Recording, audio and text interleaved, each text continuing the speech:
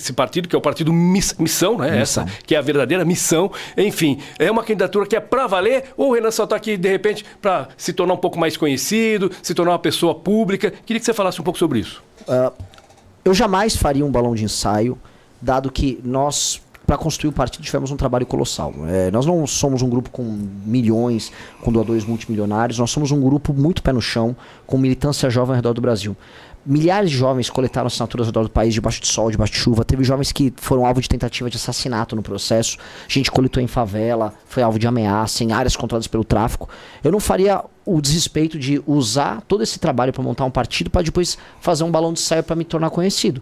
Então, essa hipótese não existe. Quando a gente decidiu, o Renan é pré-candidato, eu sou até o fim e vou de pré-candidato eu vou ser candidato, de candidato eu vou ser eleito. Esse é o meu objetivo, vou trabalhar mais do que os demais. Eu sei que o nosso partido é muito jovem, a gente não tem o dinheiro que os outros partidos têm, só que a gente trabalha mais e a gente é mais inteligente. E quando você trabalha mais e você é mais inteligente, costuma dar certo. É nessa hora que a sorte aparece. Né? É um partido que não tem ainda o privilégio, entre aspas, do fundo partidário, ou já entra com o fundo partidário? Não tem nada. Eu só tenho um ônus de ter o partido no sentido de cobranças e tal. A burocracia é muito burocrático ter um partido. É muito mais burocrático do que qualquer outra coisa que a gente já passou na vida. Então, é difícil, é complicado, não tem dinheiro nenhum. E o dinheiro é doação. As pessoas doam e a gente vai viajando. Tanto que, por exemplo, vou dar um exemplo. Fiz agora um evento em Belo Horizonte. Tava lá para bancar o evento, minha ida de avião para Belo Horizonte. Avião normal, tá? Não jatinho. A gente fez um jantar, as pessoas pagaram um valor a mais no jantar. Esse valor paga as despesas. O resto a gente voltou de carro e ônibus.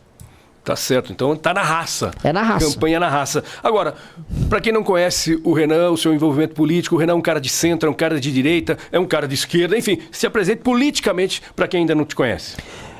De acordo com com a análise clássica, vamos dizer, de gabinete, qualquer um possa fazer, nós somos um grupo de direita.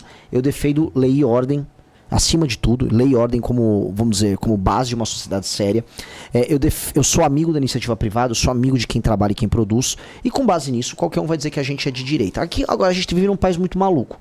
Como eu faço críticas a determinados erros de ética e conduta, por exemplo, do Bolsonaro, aí vão falar que eu sou comunista por conta disso.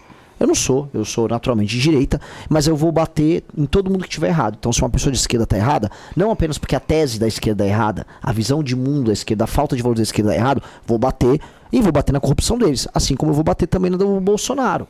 Então, isso me torna de centro. Não, eu sou de direita. Agora, nossas propostas para o Brasil são as propostas que interessam. São propostas muito práticas. Como resolver o crime organizado? A gente tem propostas muito sérias.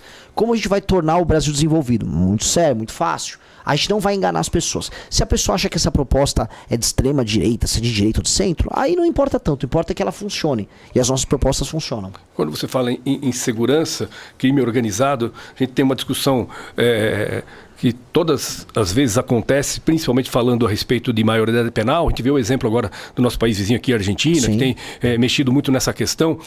O que você pensa sobre isso? Você acha que mantemos os 18 anos, poderemos ter um estudo para 16 anos, enfim, ou mexer na maioridade não vai mexer no crime organizado? Eu acho um absurdo reduzir a maioridade penal para 16 anos. Nós precisamos reduzir para 12 anos.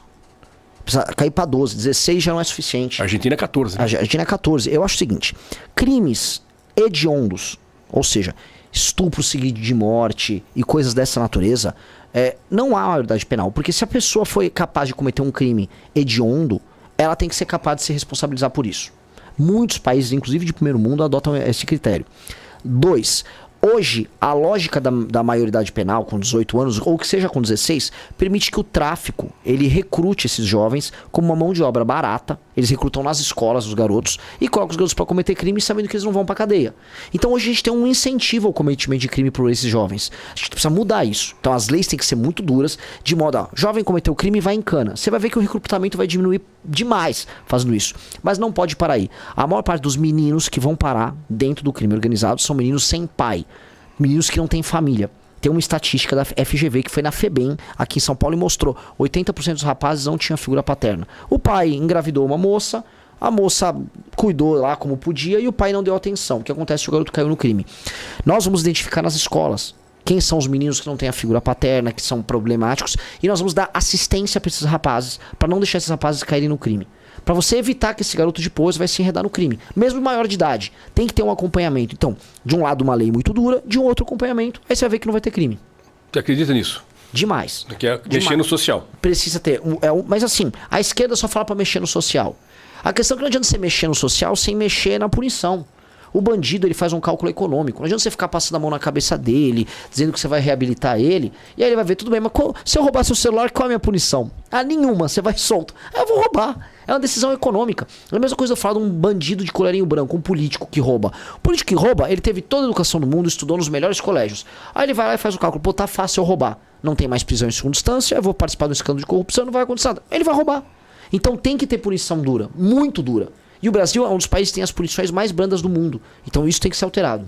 Agora, falando em economia também, nós estamos aí batendo na nossa porta a reforma tributária, que foi aprovada lá no governo Bolsonaro. Bolsonaro não queria muito aprovar, no fim, lembra? Teve aquela discussão com o Tarcísio e tal, aquela coisa, vamos aprovar. Aprovou. Então a reforma entra em vigor a partir do ano que vem, 2027. E é uma reforma que não é da renda, mas assim, do consumo. Sim. Né? Que ela deve trazer menos burocracia e tal. Mas a gente analisando um pouco essa reforma tributária, a gente percebe que as empresas de serviço, na sua grande maioria, irão pagar mais impostos. E percebemos também que hoje, quem gera muito emprego no Brasil são as empresas do Simples Nacional. E me parece que as empresas do Simples Nacional terão também problemas por uma questão da nova tributação, que vai acreditar. Então, quem é de um regime superior, que é o regime de lucro real, não se acredita se tiver transação comercial com essas empresas, principalmente as prestadoras de serviço. Você chegou a analisar essa reforma tributária? Isso, de fato, vai trazer um impacto positivo para o Brasil? O desenho da reforma industrial é um desenho que tenta privilegiar um regime industrial. Exato. As indústrias supostamente se beneficiariam disso. E nesse benefício, o que foi vendido à época é que para nós, mortais, na prateleira, preço do produto menor. Mas até aqui não é isso que está acontecendo. É mentira, isso não vai acontecer. Isso não vai acontecer. A partir do momento que você está tributando outros elementos da cadeia, como os próprios serviços, concessionárias de serviço, o que vai acontecer assim, a energia vai ficar cara. Aí fala, não, mas vai pagar menos imposto no produto industrial, mas todas as outras partes da cadeia que incluem serviços vão encarecer. Porque, no fundo, não é sobre, vamos dizer, o modelo tributário, e sim sobre o Estado gastar muito. Como o Estado gasta muito, ele precisa arrecadar muito. Como ele precisa arrecadar muito, ele vai cobrar imposto alto. E aí, como ele cobra imposto alto, tudo vai ficar caro. E aqui no Brasil é tudo muito maluco, porque a gente quer resolver um problema pela parte final dele. Você vai resolver a questão industrial, não com essa reforma que foi feita. Você vai ver a questão industrial assim, leis trabalhistas mais simples e mais flexíveis. Sim. Energia barata, infraestrutura de estradas e rodagens barata, pesquisa e tecnologia e dinheiro barato. Se você tem essas 5 coisas, você pode concorrer com o Vietnã, você pode concorrer com a China, você pode concorrer com quem quiser. Nós não temos nenhuma das 5 coisas. Nada. Falar que é só a parte tributária é piada. É por isso, inclusive, que o Haddad estava essa semana tributando todo mundo. Ele vai taxar celular das pessoas, taxando micro-ondas, taxou agora rim artificial. Até isso, que nem existe no Brasil, o cara taxou. Ele consegue taxar coisas que não existem. E aí ele justifica que está fazendo isso para proteger a indústria nacional. Que indústria nacional? Ele não está protegendo nada. Isso só tem um teor arrecadatório. Então, eu não consigo acreditar no funcionamento de nenhuma reforma tributária que não venha acompanhada paralelamente de uma mudança no Estado brasileiro. Então, dá para ter o modelo do IVA? Dá para ter o modelo do IVA. Mas o modelo do IVA só vai funcionar se você tiver, de fato, redução de impostos das alíquotas através da redução dos gastos do Estado. Mas até aqui, pelo menos, o IVA ainda não foi pautado, mas de 26% até 29%. Se chegar nos 29%, vai ser um dos mais alto do mundo. Vai ser, se não um dos mais alto do mundo. É bizarro. É bizarro, mas é porque agora as pessoas estão descobrindo o quão pesada será a carga sobre elas, porque vai ter essa parametrização. E aí tá todo mundo ficando assustado. E é pra ficar assustado. É pra ficar assustado. Porque as pessoas no Brasil, infelizmente, não discutem isso. No Brasil, a gente fica fingindo que esse problema não existe. No Brasil, as pessoas trabalham como escravos até maio, já até junho, para sustentar os gastos do governo. E ficam trabalhando como escravos. E aquela coisa maluca. Recentemente o Lula tava lá passeando com um botijão de gás em cima do ombro. Não, toma aqui, eu vou te dar um vale gás. Ele te dá um botijão de gás com uma mão e você fala, poxa, que bom, agora tem um botijão do Lula. E na outra ele aumenta o imposto se você for comprar um celular, uma geladeira, um micro-ondas. Tá pagando mais. E aí tá pagando mais, ele tira com uma mão, te dá com uma mão e te tira com a outra. Esse é um tipo de modelo que é insustentável. Só que como o Haddad, o taxador, fez um modelo de país baseado em aumentar a arrecadação e aí você aumenta o gasto junto, que é o modelo do arcabouço, que é insustentável, naturalmente assim, eu vou arrecadar e ao mesmo tempo eu vou gastar. E o Brasil tá gastando e arrecadando, uma hora isso colapsa, é esperado um colapso das contas públicas até 2027, até 2028, tá? A dívida nossa tá batendo 80 e poucos por cento e já vai subir para 90 e poucos por cento, e o Brasil já cobra um dos juros mais caros do mundo. Para quem está nos ouvindo ou assistindo, o Brasil cobra juros caros porque os bancos imaginam que o Brasil vai dar calote em algum momento. Por isso que os juros têm que ser altos. Então é igual um agiota. O agiota cobra os juros caros porque sabe que o cara que tá pegando o dinheiro emprestado tem pouca chance de pagar. O Brasil tá igual um caloteiro na mão do agiota. E o Brasil só tá sendo caloteiro porque ele gasta mal. Então a gente precisa arrumar os gastos. A gente pode cobrar menos impostos e os juros vai ser menor. Ou seja, quer fazer a lição de casa. Agora, você eleito, presidente, vamos trabalhar nesse cenário. Renan está aqui, pré-candidato a presidente da República, foi eleito. Que Brasil que você vai pegar ano que vem? Eu vou pegar um Brasil absolutamente destruído e desmoralizado. As instituições estão desmoralizadas, o Supremo Tribunal Federal está desmoralizado. Tá, participações em escândalos como o Banco Master. O Congresso Nacional tá desmoralizado. O Flávio Dino, ministro ao qual eu tenho uma repulsa enorme, ao menos uma coisa boa ele tá fazendo, que ele tá pegando os deputados envolvidos nos escândalos ligados às emendas do orçamento secreto. Então eu vou pegar o Congresso desmoralizado com participação, aliás, o escândalo do Banco Master, das emendas e do INSS. Eu vou pegar a economia brasileira em frangalhos, o Banco Central também desmoralizado, eu vou pegar o COAF desmoralizado, eu vou pegar a CVM desmoralizada. Eu vou pegar um país com os estados devendo. Eu vou pegar um país com boa parte das cidades tomadas pelo Comando Vermelho no Nordeste. Eu vou pegar um estado de São Paulo com o PCC participando de contratos e acordos na área de transportes. Ou seja, eu estou pegando um Brasil que é um não país. Eu vou pegar uma bagunça generalizada. Por isso que a gente vai precisar colocar, desde o começo, um choque de lei e ordem. Que é o que eu vou fazer, desde o início. Choque de lei e ordem. E por etapas. Eu falo eu vou te falar, se é muito legal, vão vir outros presidenciáveis aqui. É legal ver o que eles vão falar. Porque aqui eu já vou antecipar o que eu vou fazer. Eu vou passar essa reforma fiscal que eu falei pro senhor, que é a reforma fiscal que a gente vai arrumar as contas públicas ainda em 2026, na transição. A minha PEC da transição é uma PEC que resolve a questão fiscal. Vira o ano, tomo posse no dia 5. No dia 5 eu vou colocar o Brasil em estado de defesa. Estado de defesa é o seguinte: o governo federal, junto com as forças armadas e as polícias, terão condições especiais para enfrentar o crime organizado em determinadas áreas. Onde são essas áreas? São as áreas hoje dominadas pelo Comando Vermelho, pelo PCC, pelo TCP.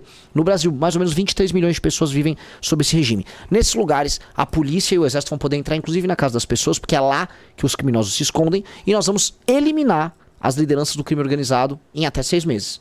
E nós vamos também passar legislação nova sobre Código Penal, sobre lei de execuções penais, para que não tenha mais a saidinha, a progressão penal, que faz um bandido que vai preso ser solto logo em seguida. E com base nisso, a gente começa a colocar o Brasil, ok, como um país sério, minimamente. Tá? Porque assim você volta a ter lei e ordem nas ruas, você arruma a questão fiscal enfrentando o privilégio, e aí a gente arruma um mapa para, ok, o Brasil vai ter condição de pagar as contas, dá para baixar os juros, dá para ter agenda de competitividade, e aí a gente pensa em projetos para tocar o Brasil e fazer o Brasil crescer. Isso é possível mesmo não tendo a maioria no Congresso? Isso é necessário. Não é nem que é possível, é necessário. Algumas pessoas me perguntam, mas como você vai fazer isso sem ter a maioria? Bom, se eu ganhei a eleição para presidente com esse discurso, significa que as pessoas entenderam que o Brasil está numa situação muito delicada e que ela precisa de um remédio amargo. Foi igual o Milei na Argentina. O Milei também ganhou sem ter maioria, mas o povo da Argentina votou no Milei sabendo assim, preciso de um remédio amargo. Chega de... Sabe, eu tô com câncer de pulmão, me dá mais um cigarro. Era a Argentina, o Brasil tá nessa.